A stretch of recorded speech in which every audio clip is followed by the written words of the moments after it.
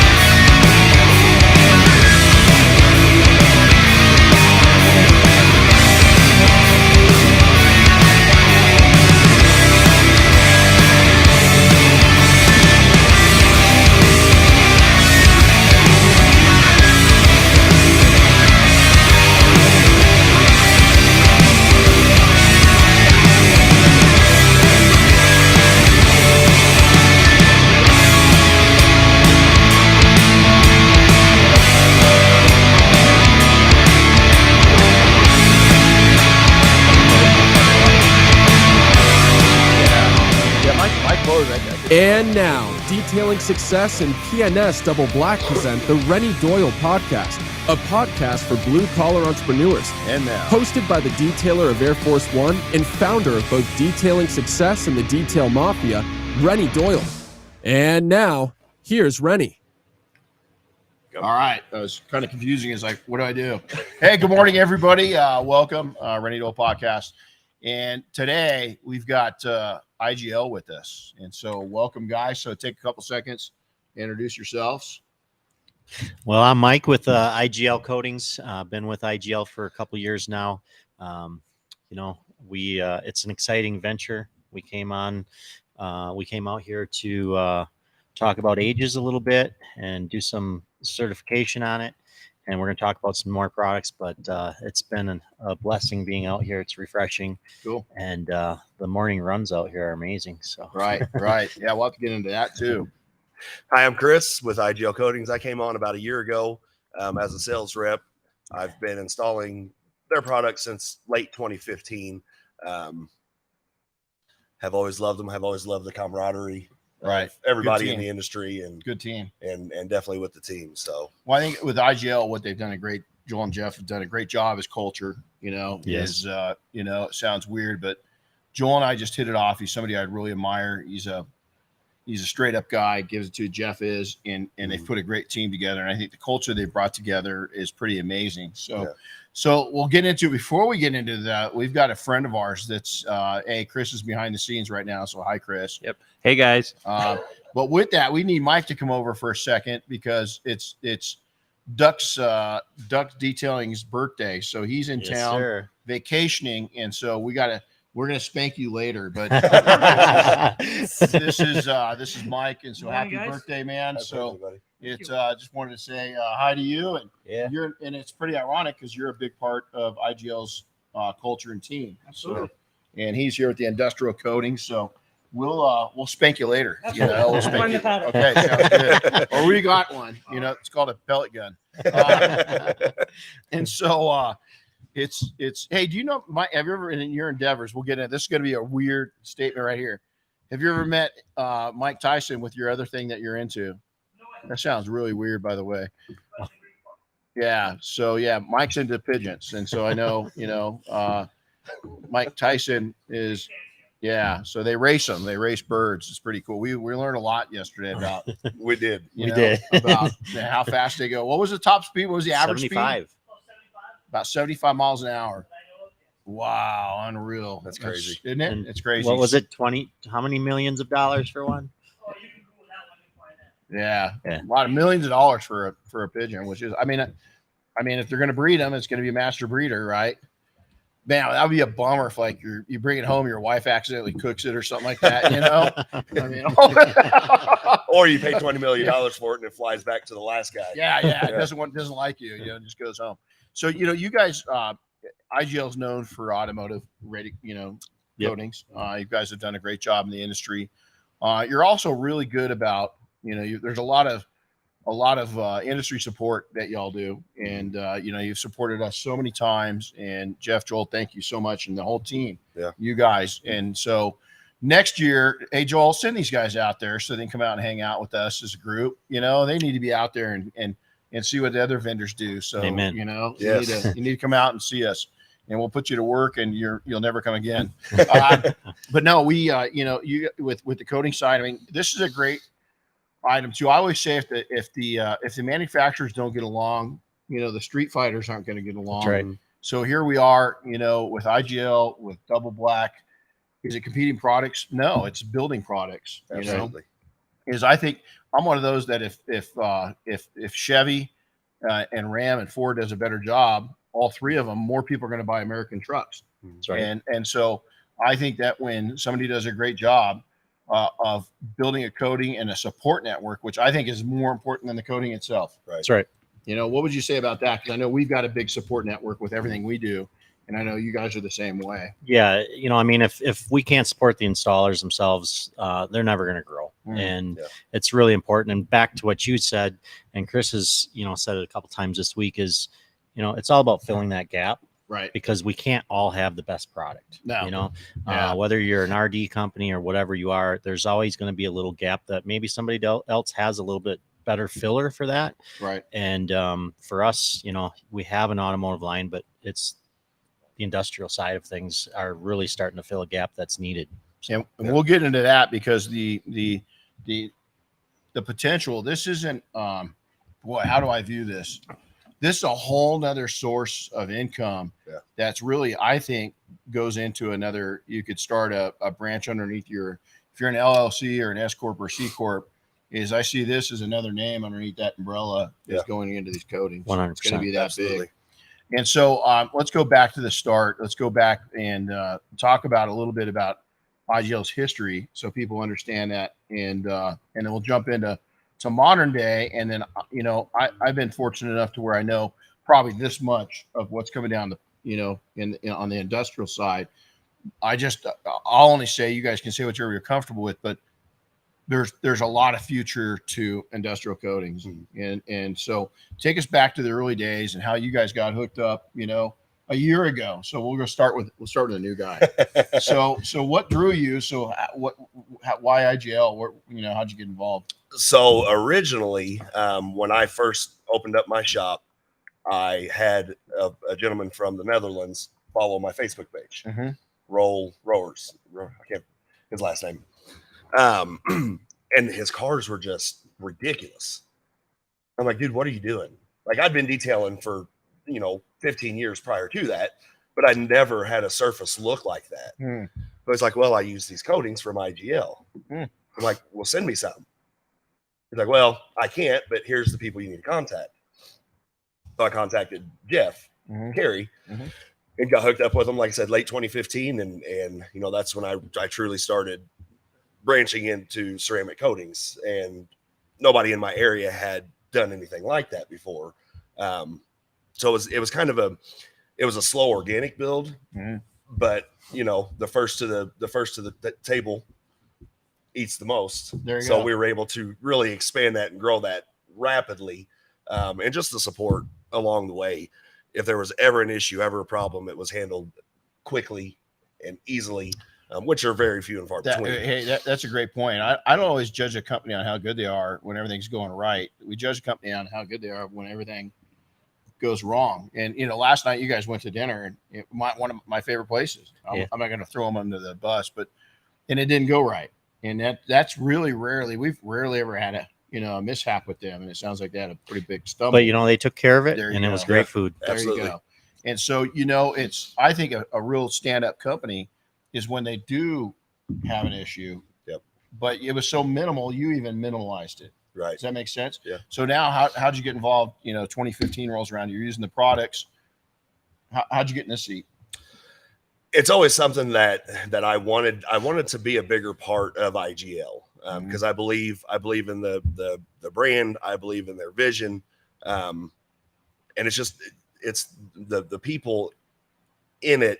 I just wanted to be a bigger part. Got ya. So I was always looking for an avenue to play a bigger part. And then when I moved, sold my shop last May, moved my family down to South Florida. I knew there was a vacancy. So finally, instead of beating around the bush, I picked up the phone, called Joel, and said, "Hey, I want it." Wow. And 2 weeks later, here I was. Well, it's pretty cool because when we saw you in the booth this last, year, it was cool to see you there. And then, there's the booth back wall, and then there's your head, so it stands out a little bit. So okay, so Mike, you got to tell us your story. What's the story with you and IGL? So I started about a year and a half ago, but I started using coatings probably back in 2012-ish.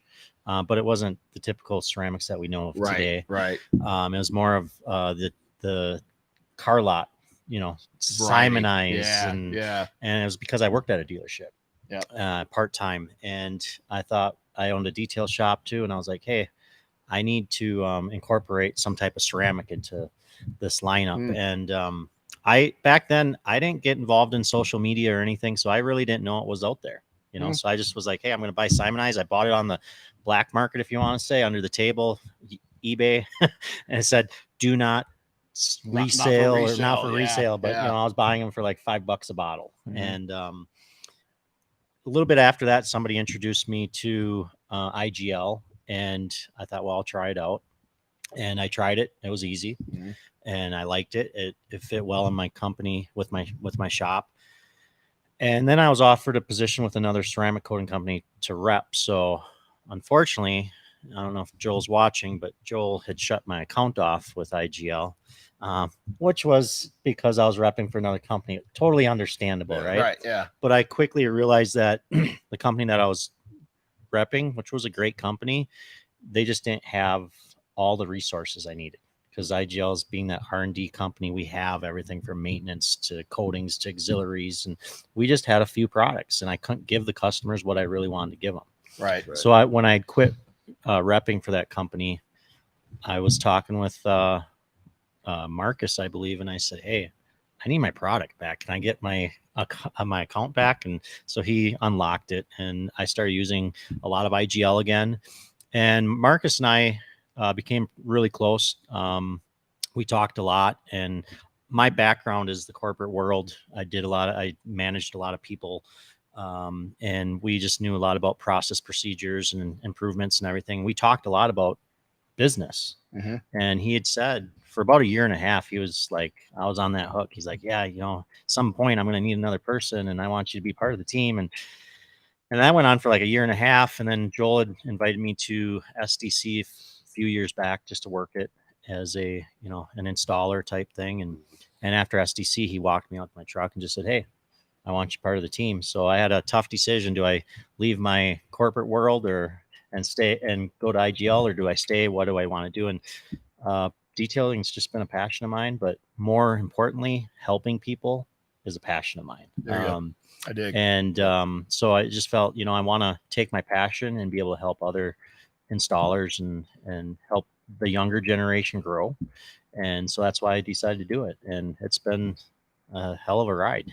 Yeah. I think, it's funny. A little fun fact here is that when we bought this place, the people getting out of it were way behind, and we had already scheduled, we had a training, with our 5-day, and PNS is a big part of it. but our first event here was an IGL event on a Saturday, and Nice. we had to scramble to get everything done. Chris and I mean, Diane went and learned how to do the floors and walked us through it, and we were out here doing floors and I mean, just painting and cleaning, and you know, it was a scramble. You guys had the very first open event here, a Saturday event. That's was awesome. You guys. It was That's really awesome. cool. We did a boat class. We had a lot of people here. I think we had Like 20. it was like 20 installers in house, Wow. which is a lot. That's a big class. Yeah, that it is. And Joel didn't mess around. He brought like the whole crew. I mean, there's probably 20 others just in who Joel brought out. So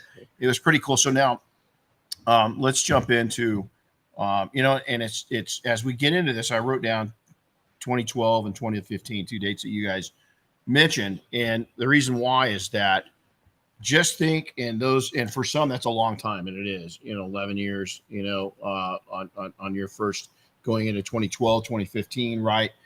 But look what's happened in the industry since 2012. I mean, unreal. 2015, tons changed. That's where we're at I think on the industrial side of these coatings. I think we're going back to 2010, 2008, 2009, 2010, where it was just starting to ripple, and some of us were, you know, got into it early, and then people were watching, and a lot of people were watching. And so you guys aren't getting out, clarification, you're not getting out of the automotive sector. No, You're still growing there. Yes. You know, it's a good sector. It's a home base, but you're giving other opportunities. So let's talk about, Eclipse way back in 2018, was that 2019? 2019 is when we demoed Eclipse, where the first time I'd seen Eclipse installed. And so it still, I don't think it was considered an industrial coating, but we were putting it on side-by-sides and undercarriages and stoves and ovens and, you know, stuff like that. So now we've progressed where we've got these new coatings coming out. Agez has come out. So talk to us about that. Where's that going, and where is it at? It's here. You can see boxes. We installed it yesterday. We sprayed it yesterday. Yeah. We hand applied it yesterday. We're going to go back out today and do more work. So you start out with Eclipse. Let's start out there, and then that ran into Agez. Yeah, so like my understanding with Eclipse, you know, it did come to play a little, you know, before I was part of IGL, and Chris, you were probably using it, but you know, it wasn't necessarily made or designed to go, hey, we're going to go shoot it on side-by-sides. Right. It was kind of a industrial coating, more suited for like dust collections and, you know, more manufacturing type scenario, you know. So it just is the fact that, you know, as detailers, we're all detailers. We put stuff on things that it shouldn't go on, and that's what happened. Right. You know, the first thing that happened was somebody sprayed a UTV and they found out it worked. And that's the way it started getting marketed at that point. Yeah. So there are so many uses for it. You know, today people put it on wheels, spray it, walk away. They put it on UTVs. It's a quick, easy money maker, and it works. You know, whether it be the UTVs, the wheels, the rock climbers, the stainless steel appliances, to, you know, house furnishings, to backyard barbecue pits, whatever. But Agez then came about because there was a gap, and that it's not just the protection of paint, it's the corrosion aspect. You know, and there's a lot of companies that are coming out with industrial coatings, but they're industrial ceramics is what they're considering. And a lot of people get that confused with Agez. They think Agez is a ceramic coating, and it's really not. It's a 2K system. You know, so essentially it's like a clear coat with all kinds of corrosion resistance in it. So, you know, and I you know, everybody at IGL saw the need. The fact of the matter is, corrosion itself back in 2016, it was a $2.5 trillion problem. So that's how much money spent each year trying to mitigate that problem. Now it's closer to 4.2 trillion. Wow, man. And we always tell people, let's just get a little slice of that pie. Right. You know, so what I love about it is it takes blue collar entrepreneurs and gives them a new opportunity to earn at another level, you know, and be recognized at another level. And really build up a whole new following. So you look at this. Okay, let's talk about something. Dust. Okay. Even in a museum, a lot of people don't understand this. Is that I had somebody just recently ask me, "Well, you do that the Air Force One up there every year. Does it really need to be done?" I said, "Do you know one of the most corrosive items in a museum is dust?" And I said, these planes are undercover, but they're not totally protected. And I mean, we can see it. We can see the deterioration over a year. They need to be redone. It's not an easy job. They have to be redone. Yeah. And so look at just that. If you look at even the food processing, wood processing, metal processing, all these different processing facilities, it also opens up for smaller towns or commercial towns. All these that's huge. Yeah. Just in dust control, and we haven't even wiped the surface yet with getting into what is that. And I'm sure you guys are looking at it, but you got a tiger by the tail, and it's you're going to need help. You're going to need installers that know what they're doing. Absolutely. We talked about the 6 degrees of separation. Is you've got somebody in your network that knows somebody that needs this. Yes. So what percentage of the population works at production? A lot. That's a big number. Farm and ranch equipment. That just opens it up to a huge. A lot of people don't realize California. You think LA, San Francisco, beaches, but go up to the Central Valley. Yeah. It's the vegetable and fruit stand for America. Look at how much, and I'll tell you, you think that everybody concentrates on a Ferrari, you could buy several Ferraris just with what these ranchers or farmers are paying on their equipment. So it's massive in application and construction. And so we could go in and do 10 podcasts on each one of those and the opportunities. You go into forklifts, what community, we're in a small mountain community at 6,700 feet. And I guarantee you there's 100 forklifts here. I guarantee you. Yeah. Snowplows. Mm-hmm. I guarantee you there's probably 1,000 snowplows here, in a little tiny community. What kind of business is that? So we're okay. So let's talk about the installation of this, because we were out doing it yesterday. So what is it? We defined it. It's 2K. Okay. Let's go into that a little bit. What's that mean in a little more detail? Yeah. So Agez itself it's basically a graphene reinforced. We have nanotubes in it, corrosion resistant 2K system. So when we say 2K system, obviously the first thing people think about is auto body, and they compare it to a clear coat. There's a little bit of truth there, but it's not even close to automotive clear coat. You can see that in the install yesterday. Right. It's very forgiving. It's you're not going to worry about separation fish eyes. Chris proved that. We kind of put his sweat from his forehead that's burnt today, and we wiped it on, and then we sprayed right over top of it without any problems. So it's and I can't explain how it does it, but it's very forgiving coating or 2K system that can also be tinted. So the nanotubes, what it does is it actually creates a more treacherous path so the corrosion can't get to the surface. And that's the whole purpose of the nanotubes. So without that, like a typical clear, the corrosion can get to the substrate a lot easier because there's no path to go around. And that's really what gives it that strength at that point. To be able to gives it a flow. Yeah. To where it's going to escape instead of going down, it escapes out. So a lot of people are going to ask this, well, why not use it on my Ferrari paint? And we have detailers that every day they're like, hey, can we put this on automotive? And people have tried it. And I'm not, it's not meant for that. But this was meant to mitigate corrosion itself. From the aesthetics, we accidentally figured out how to make it look nice. Right. Originally it was, hey, let's brush it, dip it, roll it, whatever we need to do. Because you brought up yesterday, if you're on a Navy ship, we're not going to be spraying out in the sea. Yeah. You know, we're going to be brushing something, we're going to be Yeah. rolling something.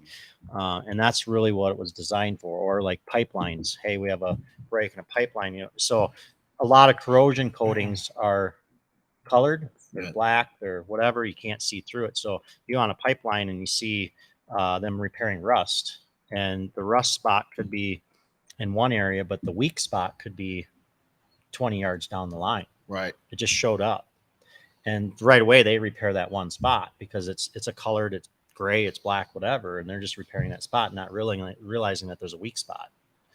And now we can actually send drones down and be able to see the weak spot. Gotcha. Versus you know trying to locate it by a couple guys running down the pipeline looking at it. But so it's just a different beast, you know. But yes, you know, people have made it look pretty, and we did that by spraying. But even brushing, rolling, dipping, it self levels. So if you glob it on, you'll just see it kind of after a while level out, and it just naturally looks nice. But the reason we want put it on a body, the body of a car, a paint, it's not gonna sand or finish out the same as a clear as far as, you know, hey, wet sanding and polishing. Can you do that? I shouldn't say this. I've done it, but I'm in trouble again. But it's not made for that. But it's just not made a beauty for it. product. It's not. You can make something look fabulous, but it wasn't. That was not the intention. Right. Right. We've got behind us. So we grab this. So this is something that Chris, you painted these. Yes, sir. And so you can see this, and I mean it looks pretty good.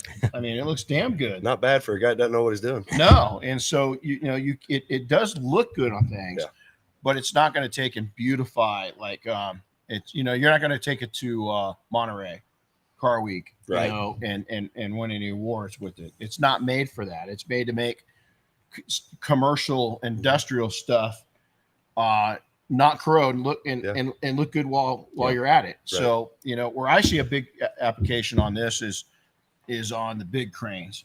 Mm-hmm. I'm talking jumbo, the stuff that you see in Las Vegas, you know, the stuff that you see in Singapore, because downtime with those things, when they take it down, they're there for years.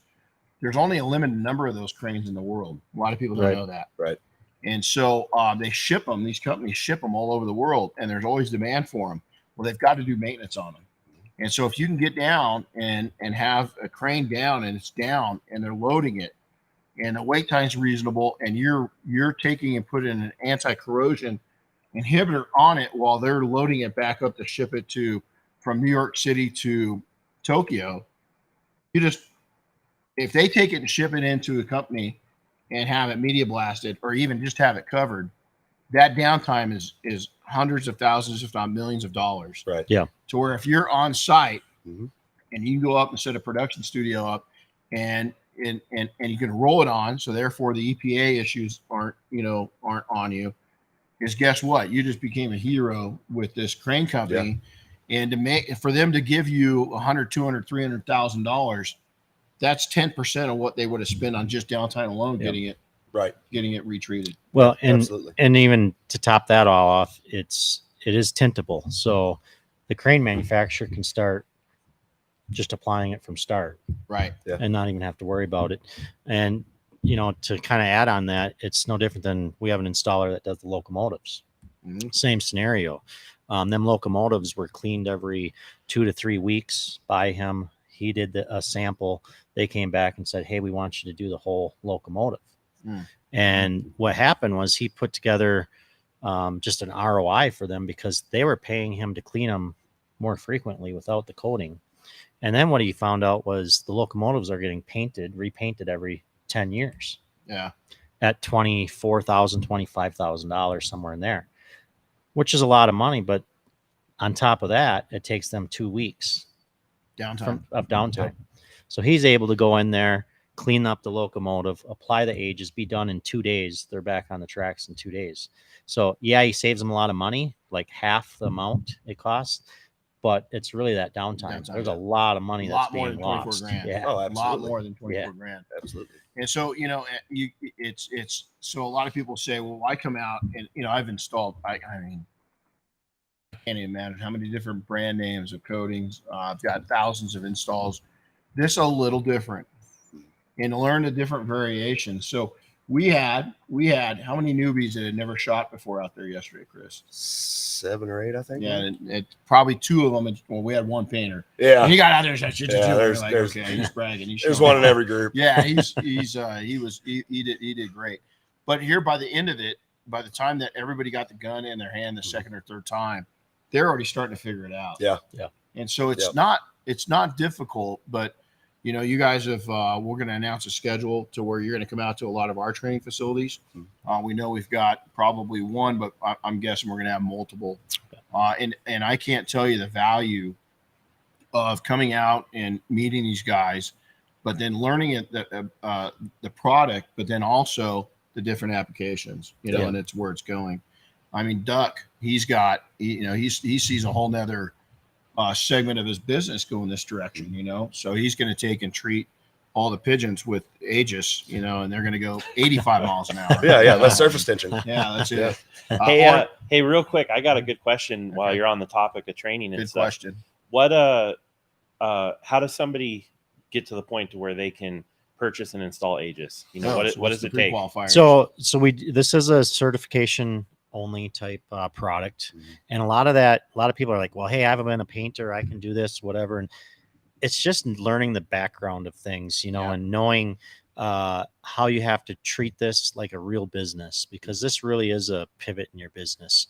And then just learning the process, because this is not a typical clear coat. One thing we didn't add is like a typical car clear coat is going to just naturally cure as it off gases. And Agez does too, but everybody thinks that we're lying until we show them. Is Agez actually cures by thickness, so we have to have the right thickness, and then it uses its gases to cure. If we don't have the right thickness, it actually will never cure. Yeah. It'll stay sticky. Yeah, it'd be So tacky for the rest of life. that's what we teach in this class. But if anybody wants to learn more about the classes or get involved in Agez itself, just contacting us at iglcoatingsusa.com or emailing us at training@iglcoatingsusa.com. And then we do have classes. Typically, we have classes in Kentucky. Lexington, Kentucky is where our training center is. We have that class once a month. And then we have been going out on some locations, some different places, and doing some trainings. Like Renny said, we will do some more trainings with them. And, so just get a hold of, if you're an IGL member already, get a hold of your rep, and they can tell you when the next one will be.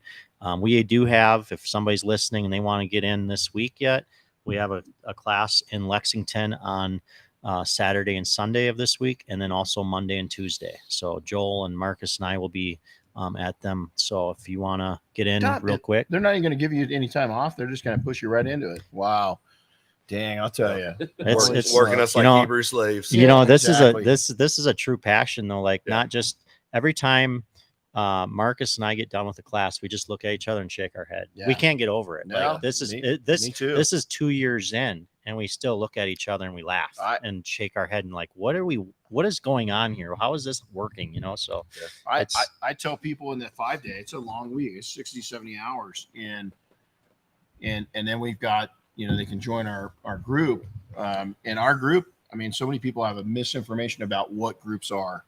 I don't care who, it's all it's clicky. You know what's a clique is? It's a group you haven't gotten to know. Yeah, exactly. I mean, absolutely. In high school, they'd say they're clique. I mean, okay, I played football. I knew the stoners, I knew the gangbangers, I knew the nerds, and I was an honorary band member. Do you know why? Because I put effort into every one of those groups. Yeah, that's right. I could go, and if I got in trouble and mouthed off to the wrong gangbanger, I knew the bigger, badder gangbanger, and right. so I could, and I just, and I'm the same way now. Is that you look at you guys are here. Yeah, my biggest passion is this group, and in the industry, is teaching others how not to overwork, and how to and build a life. And so much of it starts here in this brain of ours, and it ends here. It's what we're telling ourselves. And so let's go in a little different. So Where's this thing going? I mean, we talked about and I know where you guys are going next. I don't know if you want to say anything, probably don't. But you got a meeting with a big company, a really big company. And is this the tip of the iceberg? Are we back at 2012? Or are we a little more developed than that? Is it going to take a few years to? And for some, they're already doing it. Your one installer is already doing. Yeah. He's doing locomotives. Yeah. So I will say this: Agez, the conception of Agez has already passed up when Eclipse was brought to the market. Wow, it's growing faster than. So 2019 for me, and look at that's a really short, small window. That's a small window. And I truly believe there's going to be a point, and that's part of this class. I mean, if you don't take what you learn, apply it, and go knock doors and expect people just to call, that may happen. You may get a call, but it's all about networking. We talked about this yesterday with the class. You never know who you're sitting next to, who might be involved with a big project that has a problem with corrosion. Might be bridges, might be locomotives, might be construction equipment, maybe whatever. Could be roller coasters. And just roller coasters. You just don't know. So it's all about networking. And part of these classes, we take notes ourselves as instructors, like who's applying themselves, because there's jobs out there where somebody needs 100 installers all of a sudden. Right. And some of these guys are going to get calls and say, hey, we need it. We have a big job. Let's team up and get this done. We were talking to 3 of our young guys yesterday. They're all down in the Southern California region. They're all within 20, 30 minutes of each other. And I even told them that you guys are looking at this wrong. All you guys are talking about hiring somebody part-time. Why don't you guys just work together and not hire anybody until you're ready? Because, we don't know where this economy is going. This right here, I won't say this is economy proof because nothing is. But this is just another avenue to make solid money. And I'm not talking breadline money. I'm talking, you own the breadline. And so it a lot of think small until you need to think bigger. Because so many people are thinking big. And, I think I was sharing with you guys. I shared a video on Instagram, 102-year-old woman. And she said, I've got a 10-year plan still. This is what, and she was so cute. And she goes, this is what I want to do. And she's talking about it. And I guarantee you when that woman was 90, she had a 10-year plan. And I bet you when she was 80, all the way back to that little girl. And you know what you could see in that woman? That 10-year-old little girl was still alive in those eyes. And so what I see this as is such a great opportunity to take within, even if you're small and brand new, this is we talked about 90% of what we talked about yesterday was business. And that's our class is the same way. And I know Joel and I talk about this constantly because we're serial entrepreneurs. That's been my entire life. Right. I don't drink, I don't use drugs, but I've been a workaholic and I've been a habitual entrepreneur of starting new opportunities. And so, I just see this as a way for detailers. I had one of the kids yesterday. He goes, could you ever see this to where I'd have to give up my detailing company? And they go, I think we talked about it. I said, man, my biggest regret is I should have put the right managers in place and kept all those things rolling and just wet my beak off of all of them. Maybe I only made 20 grand off that company. But I had a company like that. Why did I sell it? I don't even know. I hadn't been to our shop I'm not lying, had not been in that shop in 2 years. Diane and I were only netting probably $30,000 a year off. I hadn't been to the shop in 2 years. I'm getting paid. Mailbox I made money. $60,000 and hadn't stepped foot in that shop. Why did I get rid of that? I could have had 10 of those, all doing different things.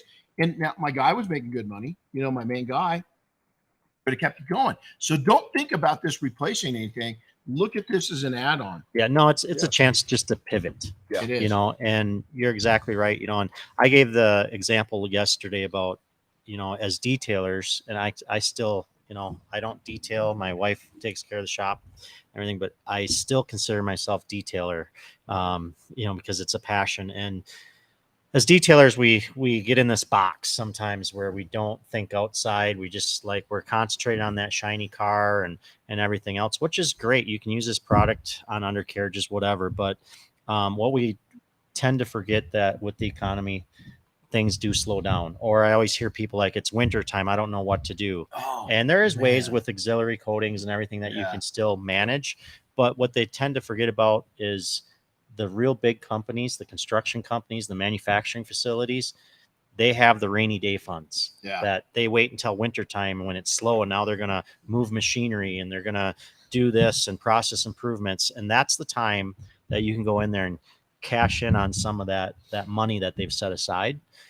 They don't run out of money. I mean, I'm not going to say the economy can do anything, but a company that is successful will put money away for process improvements, and some of that process improvement or just improvement in general might be something to do with dust collections, or it could be something to do with corrosion.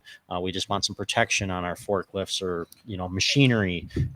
So it's just a good thing to be able to pivot and still have that money coming in, and it's going to be real money. It's for the process that you have to do. It's very simple, and you're kind of a one of a kind at that point. You're offering something nobody else can offer or does offer, and you can set your hourly rate accordingly. It's a specialty thing. Hey, real quick. This reminds me when I posted this up yesterday that we were doing this. I was looking up some stuff, and Warren Buffett said, "Never rely on a single source of income." He urges people to find ways to bring in money from a variety of sources. And some people today will even argue that building multiple streams of income is no longer just a luxury today, but it's a must. Yeah. You look at all the sources just in our little company. I mean, we're a little company, and you look at our training, you look at P&S, you look at these events, you look at our new tool, you look at the membership for the Mafia. I mean, all those different things that we do, look at right there. And then you look at the real estate. I mean, I lease this building back to my company. Right. Yeah. And the reason why I do that is because the taxation that I have to pay on real estate income is half of what I have to pay from the other sources of income. Yep. Right. And so there's the way you think, okay, so this is big. I'm glad you just set me off. Okay. My wife, I won't even go there. A good friend of mine, he designs the fire trucks for our fire department up here. They get I'll call it a brand new murdered out. This thing's a fire truck. It's red. It's just, I mean, if as big as macho as you are, dude, you just freaking, you'd be 3 inches taller if it pulled up, because it's just badass, right? It's red with black trim, right? So what do I get? He comes in. Well, Norman's Mafia. He's a detailer, right? So he comes in, he gets it, and he goes, dude, I took delivery of it, and the first thing I think, and I was reading his mind, is I said, you're looking at the truck and you're thinking winter. Yeah. And so I called Joel and I said, hey man, what do we put?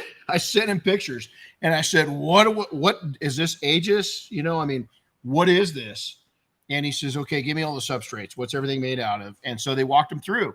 So our local, he sold them to Norman, and Norman went and put them on all the new fire trucks. Nice. And so, yeah, so there it happens. Now I want to make a suggestion. This Agez is opening up something. Industrial coatings are opening up something. Look for industry that has demands by government, dust, Yes. and that creates a need that is consistent. It doesn't matter what the economy is doing; they have to do it. Yeah, municipalities are a great option for a lot of this product because I'm the salt and snow plows. The salt spreaders, snow plows for our areas are huge. Going back to your fire truck in Michigan, a ladder truck only lasts about 5 years.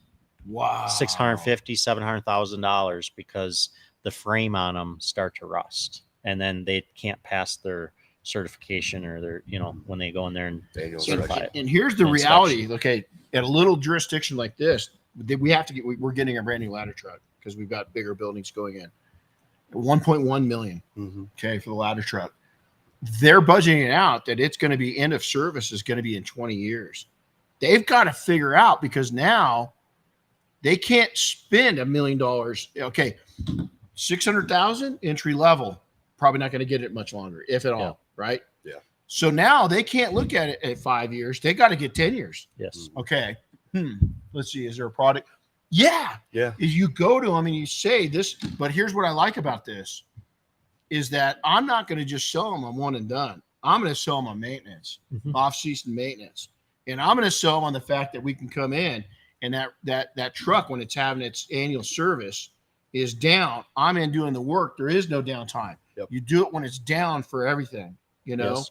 Yep. So, you know, we do the fire truck windshields is we do the windshields for the fire trucks because to replace them is $5,000 or $6,000. So if they get a chip in, we haul ass over, and you know, it's we do it. Diane does it. She's the window master, right? And I'm telling, so it's a demand. They have to have that done. So if you can, this is what I love. I get excited. So do we. So yeah, and so if you look at this, guys, because I see an opportunity for y'all to better your life. It's what it comes down to. Absolutely. Drop the shiny shit. Who the cares? Yeah. Is that I know there's a lot of you, dude. I love detailing as much as anybody. I like making shit shine, but I like turning stuff green. I like money, and I like, and it's not hoarding it. It's not greed. It's pride, man. It's okay for you to be wealthy. You deserve it. I grew up poor, and so many. Absolutely. You know why I'm not ahead of where I am right now? Is people go, God, look what you've done. I said, you know what I could have done if I believed I deserved it. That's right. If I would have just believed, I know I could do it. Doing it was easy for me. You give me an opportunity, I'm the first one to put my balls underneath the hammer. Let's fucking go. Yeah. That's right. I'm never scared to take a chance, right? But the thing that I've really struggled is, do I really deserve this? Yeah. I'm come on, man. And I've sabotaged myself by doing that. I'm talking, if you're a small person, man, woman, child, whatever it is, we just had a 17-year-old in 5-day training. That's awesome. And his dad sat here the whole time with him and go, son, go. That's awesome. And just Canadian. So we need more of that. We do. We do. And this kid, I'm going to tell you, if your Canadian tax board did not listen. So his mom makes $90 grand a year at whatever she does. This kid last year made more than her. Wow. This awesome. year, That's 17 awesome. years old. Good for him. He brought in. Is it a business? No, he realized, oh shit, you know, I got to turn this into, it's got to be legal. It's got to be above the board. So dad and mom coached him, and she wasn't for it. No, you're going to go to college. You're going to do that. And then all of a sudden this year he made more money than her. And she's like, oh, okay, well, why don't you go to school? Right. Let's send you, She's get like, off, go. She's like, hire me. Go. Yeah, exactly. And so Exactly. if you look at this, get away. You can still make paint shine. Yeah, But here's the thing, even if this takes off, make your own Porsche shine. Yeah. I mean, if you're so into it that this could go into something else that you don't even know is there. I'm looking over at my lawnmower. It's just a right on top lawnmower. And these guys are making fun of me because, matter of fact, I wasn't. We mowed this back here, so we were standing in taller grass, weeds. And so I was gone. I was out of town when my wife did it, and our neighbor came over, and she's washing it out there, soap and water. She's using Pearl soap mitts, and he goes, "What are you doing?" And she goes, "Oh, Renny won't let the lawnmower back in the shop unless it's been washed." And he goes, "That thing looks brand new still." And she goes, "He coated it. It's completely coated. We have to wash it after every service." Get your thrills on shiny shit that way. Yeah. Yes. Go out and make money. Yes. And then you can have your own shiny shit, you know? This product honestly has the ability to create generational wealth. If you look at the $4.2 trillion a year problem, even if you got a small sliver of that pie, what could that do for somebody's life?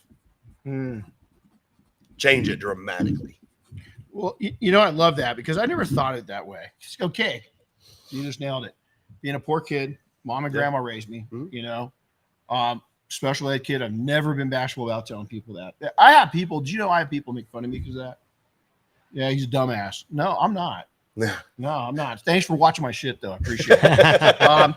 Is generational wealth. I never thought of that because you look at what my kids have been able to do compared to what I was able to do. Right. and that was all off the back of detailing. Everything that's why I love this industry. I'll do anything I can. The biggest thing I want to do is just influence the generations to go stop overworking and make more money. There's going to, you're on Afterburner right now.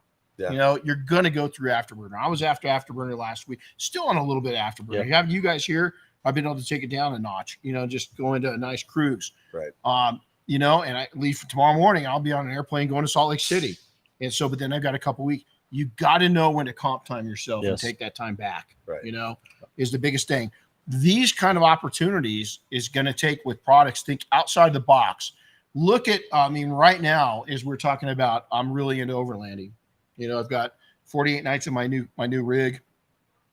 You look at that market alone of what you can make in overlanding. You look at the side-by-side market. You look at the Jeep market. You look at all those different markets of how you can attract things. Now you take it in and you go to the commercial market. I can go down the street where I grew up as one of the biggest train yards in the Western U.S. You already mentioned it. Yeah, Mike. But right there is where they make components for the trains too. There's a manufacturing plant. Right there is the facility where they make all the ducting for commercial heating and air. HVAC. Yeah. And so look at that. Now you go into, and you when people are building metal buildings like this, you're going to go in and have manufacturing in a metal building.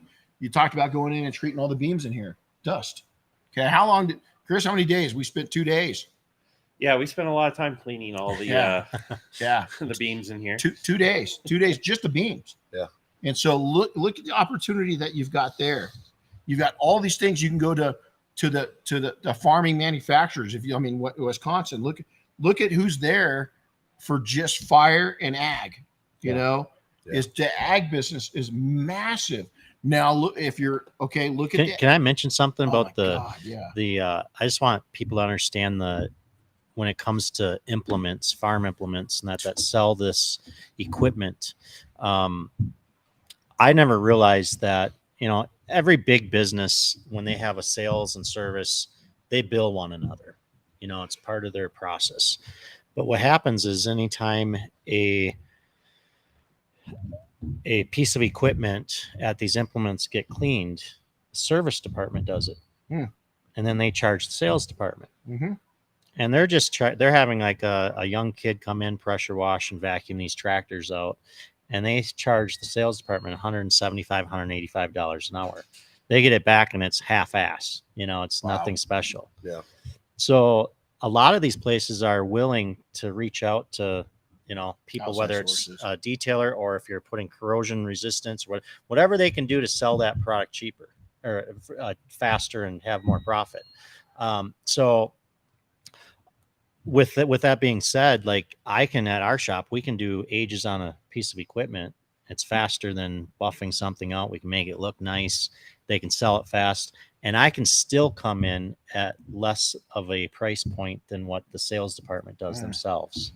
So the sales department or the service department, the sales department's getting more profit and they're getting a better quality just by applying the Agez. You're going to get this right now. You probably thought of it. But if I was going to do it, I'm looking over at my gym, doing gym equipment. It takes a beating. Well, and how quickly do iron plates rust? Really quick. And that and just all the equipment itself. That's going to get eclipsed now, as my gym's going to get eclipsed. And so it's just in this short, under an hour conversation, look what we've achieved. We hope that we've really taken and inspired y'all.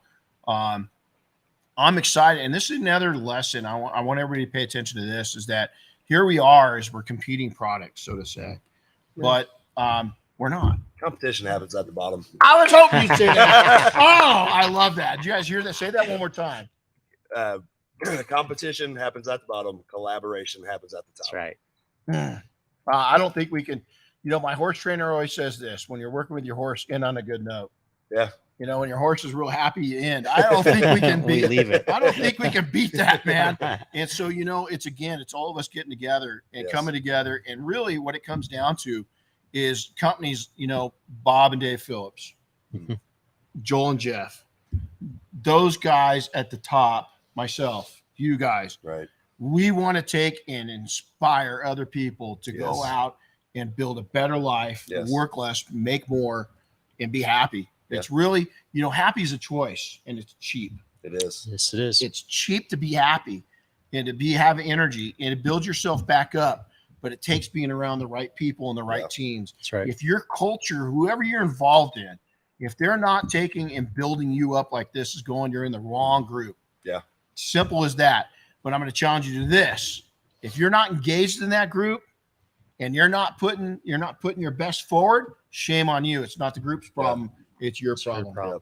Because you've got, again, I hear this all the time in the industry and in all industries. Oh, it's a clique. No, bullshit. No. It's not. It's people taking time to, some of you look at the mafia. Some of these, we're coming up on the founders of this group. We've been together for 20 years. Nice. You can't expect to be in the group for 2 months and build the same relationships we have over 20 years. Yeah. And it's the same with you guys. And it's such an honor to have you guys here. Well, it's an honor to be here. There's people that they want to make things happen. Right. They wonder what it's like to make things happen. And there's people that make things happen. Yeah. That's exactly it. And it's don't hate on the people around you. They're making it happen. Go use them as inspiration. Hang out with them. Hang out with them. I know I always, if I'm the smartest guy at the table, I'm at the wrong table. Right. I'm at the wrong table. And when I hang around with guys like, Bob and Dave Phillips and with Joel and Jeff, and there's these big freaking, Marcus, you just got to keep the crayons out of his hands, as you just, when you're hanging out this his table, box is empty. No, we got to give him another box. I give him a lot. I am nice, and I just give him the green crayons now. But I want to do an invite to you guys early. This goes out to, I'd like to get Joel and Jeff out here. Is recently the Mafia, we had a leadership course. Okay, it's an outdoor leadership course, and Mike was part of it. It was an amazing 2 days. We didn't scream and yell at anybody. Matter of fact, it was the dead opposite. Yeah. It was compassion and friendship and camaraderie. It was, we had myself 30, I can't even do the math anymore. It's like 35 years of search and rescue. And my military experience, and then we had Oscar, did a career in the Marine Corps. And we came in and we just taught principles. We had Samantha come in and Chris, and what they did for the group, it was amazing. So what we're going to do is we're going to have one more of those this winter and get the Mafia ready. And the reason why is we want them to be coaches. And then we're going to bring in a mix of the industry. We want to bring some of the industry leaders in. We'd love to get IGL to send representatives to that, because it's just getting you comfortable with being uncomfortable. Yeah. Right. And to have you guys leaders, we're going to get, hopefully Bob and Dave will come down. We can get a couple of you guys in. Yeah. We're going to bring people from all facets of the industry, and, is bringing in and when the rest of the industry sees the camera, I'm not kidding you. It was a hug fest at the end. We didn't want to leave. I've done so many great things, God bless America. I love our country, putting that uniform on to this day. I mean, I look sharp. I know we're not supposed to iron our uniforms. I got a fellow guardsman here. My uniform looks sharp, and the reason why is one day is going to be my last day. Yeah, wearing it, and I wear that even today. It's a little snugger than it used to be, right? But it's okay because I wear it with pride. Absolutely, that's right. And I wear every uniform I wear is with pride. Yeah, and that all these things I've done. This was the first time I've ever trained civilians.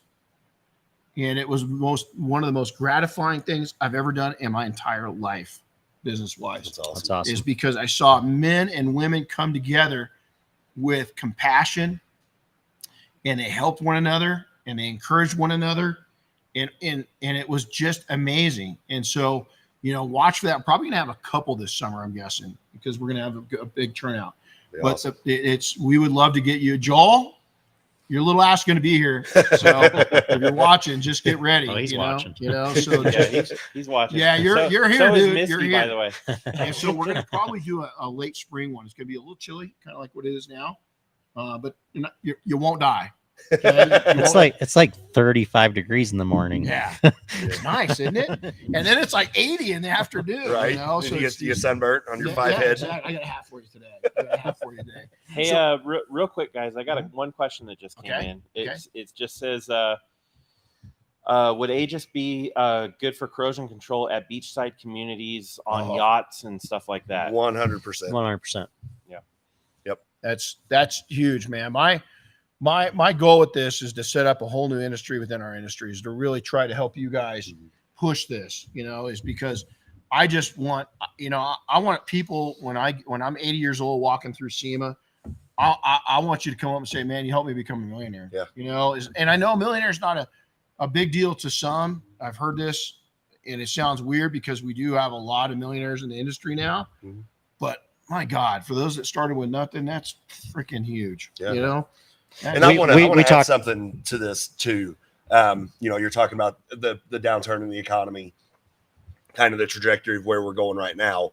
And from a corporate standpoint, now's the perfect time to hit them with something like this. Get your foot in the door. Because this is going to decrease the amount of money that they had to spend on maintenance. Amen. They don't care what the product costs, as long as you can show that you will save them over the long run in maintenance. And what I like about this is it's proven it's not you going out some Yahoo, is you've got an R&D company with all the research and development behind it that's pushing this forward. So you're not going at this alone. It's a big opportunity. Open your brain. You know what Bob Phillips said when I did a live video to the group, and he put a post in public. He goes, Renny, great message. Is because he realizes that we're going to change lives with this as an industry, and it's not one of us, it's all of us. So we've got a whole industry behind you guys. I want you successful, and the reason why is I want as many people again in the next 20 years. I want a 20-year-old right now when he's 40 to come up and just say, man, it changed my life. Yeah, and that's exactly what I was going to say. Is we were talking, some of us guys that have been in the industry for 20 years plus, we only wish there was what there is today back then. Oh yeah. So whether you're young or an older person in the industry, now's the time, because 20 years from now you're going to be like, man, I should have did that. And I'm 57 years old. Let's say you get this thing kicked off and you're 60. You got 20 years before your time's done. That's a whole nother industry, dude. Yeah. Or dudette. I mean, that's a whole nother. You got 20 years to build a whole something, and you're smart right now. Hopefully, I was telling these guys, my projection right now is the next 5 years, I'm going to make more money than I've made my whole career behind me, is because you get smart and you get connected and you help other people do it, and that's what it's all about. Gents, thanks a lot, Joel. Appreciate it. Thank you. See. Okay, you're going to come to the leadership class. It's already an invite to you, Bob. Phillips, call him and put pressure on him. And so stand by for that. And I want to thank everybody. We appreciate all of you being here, because that's what makes the world go around. Amen. So, hey, my happy birthday, buddy. You look amazing for 73. All right, guys, take care, man. Happy to be talking all. We'll see you. Thank you.